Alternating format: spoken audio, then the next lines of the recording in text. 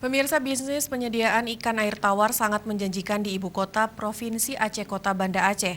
Permintaan ikan air tawar segar begitu tinggi, namun belum dapat memenuhi kebutuhan konsumen untuk wilayah Aceh Besar dan Kota Banda Aceh.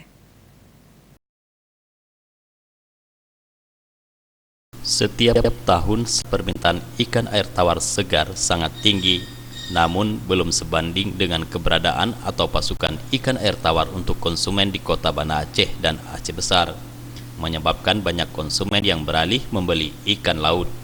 Tentu saja persoalan tingginya permintaan ikan air tawar belum bisa dipenuhi pemasok ikan air tawar yang ada di Kota Banda Aceh ini.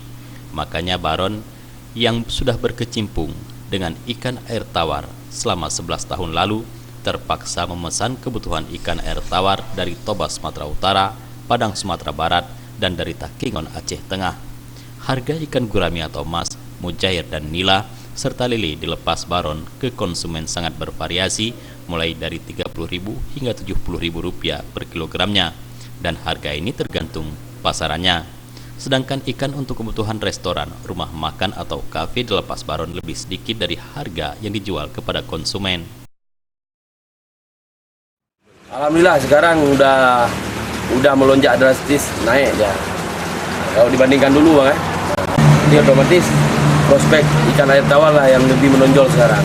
Barang kadang-kadang nggak sesuai dengan kebutuhan. Lebih banyak pembeli ketimbang barang yang masuk.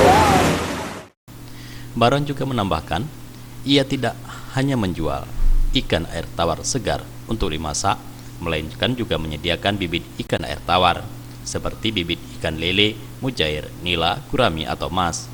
Untuk harga bibit ikan dikenai harga Rp300 sampai dengan Rp1.000, dan ini tergantung besar kecil ukuran bibit ikan. Tim Liputan Aceh TV.